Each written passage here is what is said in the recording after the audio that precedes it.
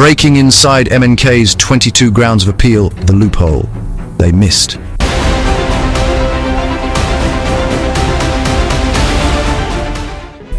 I'm about to show you the biggest secret in Mazi Nnamdi Kanu's entire court case. For decades, one man, Mazi Nnamdi Kanu, has been saying the government is riddled with injustice, and for that, he was just handed a life sentence. Now, the media is going crazy over the 22 grounds of appeal his lawyers filed on February 4th, 2026. But they're all missing the one secret that makes those 22 points look tiny. This isn't just some small loophole. This is a foundational crack that could bring the whole case crashing down. And in this video, I'm going to prove it to you with their own court records. This is what they are praying you never ever find out. The stage of injustice.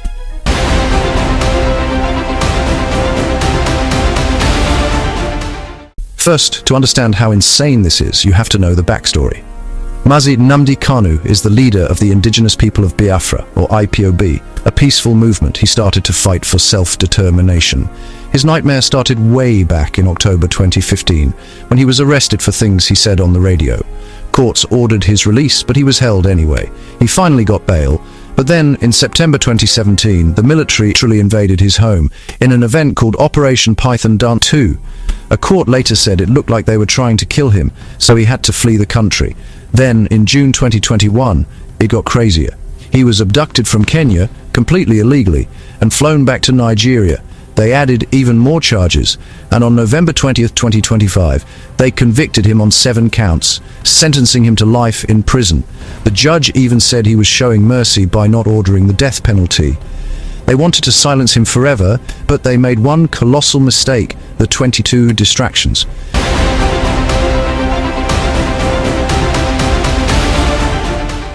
So, after he was sentenced to life, his lawyers filed this massive appeal with 22 different points. And honestly, some of these are wild. The appeal says the court just ignored his objections and bail requests and convicted him without even hearing his defense.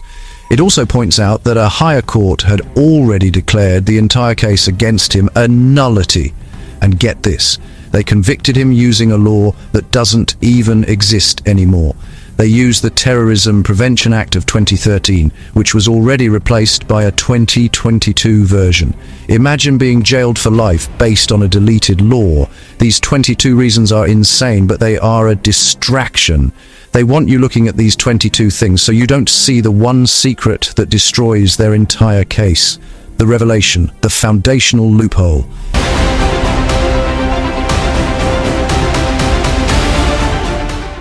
Are you ready for the secret? I had my team dig through thousands of pages of court documents, and what we found is unbelievable. The single biggest loophole isn't one the lawyers missed, it's one the Supreme Court admitted to and then just ignored. It's called extraordinary rendition. Basically, it means the government illegally kidnapped him from another country, which is against international law. And here's the craziest part: a Nigerian court agreed. On October 13th, 2022, the Court of Appeal ruled that the government broke the law by kidnapping Kanu from Kenya. Abducted, kidnapped, blindfolded, tortured, and then rendered back to Nigeria. Extrajudicially, extra-legally, against the laws of Kenya, against the laws of Nigeria, against all international instruments dealing with extradition, including various sections of the Extradition Act of Nigeria, including Section 15. They violated them. They brought Nnamdi Kanu to face a 4-count charge that was still pending, contrary and against what we call the doctrine of specialty, which is that when you bring back a fugitive through extradition process, you can only try him for that offense for which you are extraditing that fugitive, not earlier counts. And you cannot continue with an earlier case against that fugitive. Now, Nnamdi Kanu was brought back to face the earlier existing counts, which were again amended first to 7 counts, and then again amended to 15 counts. And I went to court. We went to court, challenging the entire count for being bad, for not following due process of law because the court had no jurisdiction to try Nnamdi Kanu.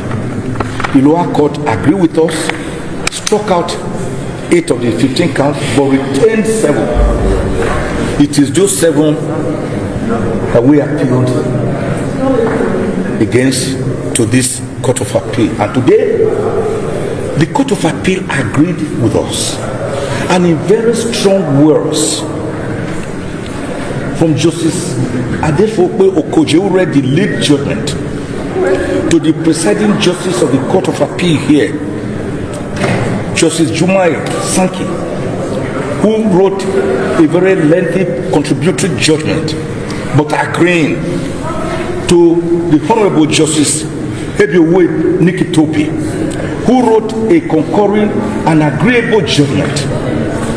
All of them used very strong words to say that the respondent, the federal government itself, brazenly breached the laws it has itself made regarding extradition, that it never followed due process, that it never followed international conventions, that it never even followed the Anti-Terrorism Act itself, and that the respondent merely, in a most cavalier manner, relied on some sections of the Administration of Criminal Justice Act, ACCA, which merely deal with arrest of a suspect. And the court asked the question, if you look at those provisions, they talk about arresting or executing a warrant of arrest against a suspect within the territorial jurisdiction of Nigeria, not outside Nigeria. So to go outside Nigeria, to go and capture, abduct, and kidnap a citizen of Nigeria and forcibly rendition him back to Nigeria, you have breached your own law. You have breached all known international instruments, and that no court of law will take that, because courts exist to do justice, pure and undiluted justice, without fear or favor, without ill will or malice. The court said this act stripped the trial court of any power to hear the case and ordered his immediate release.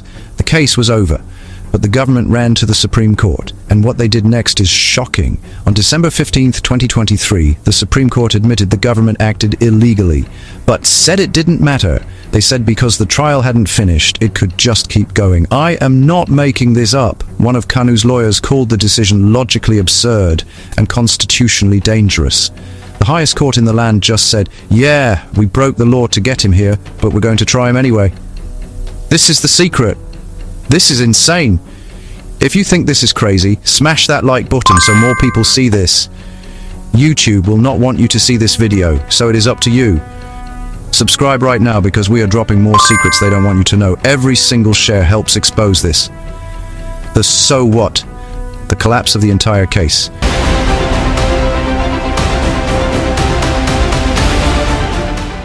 So why is this one secret bigger than all the other 22 reasons combined?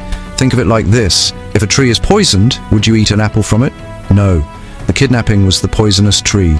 The trial, the conviction, and the life sentence are the poisonous fruit.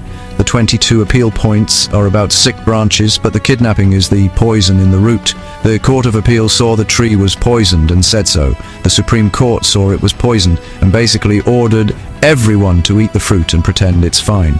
This one fact proves everything Mazi Nnamdi Kanu has been saying for years. He said the system was rigged, and the Supreme Court just proved him right in front of the whole world. This case is no longer just about one man. It's about whether the law even matters. The loophole is that the government's entire case is built on a crime that its own courts acknowledged. So when you see the news talking about those 22 grounds of appeal, remember the one thing they aren't telling you. The entire case is built on a crime the government admitted to. The Court of Appeal had the courage to say it, but the Supreme Court chose to look the other way. I just gave you the secret. What you do with it is up to you. Share this video with 5 friends right now. Send it to your family. We are not letting them bury this. Thank you for watching, and I'll see you in the next video where we expose something even bigger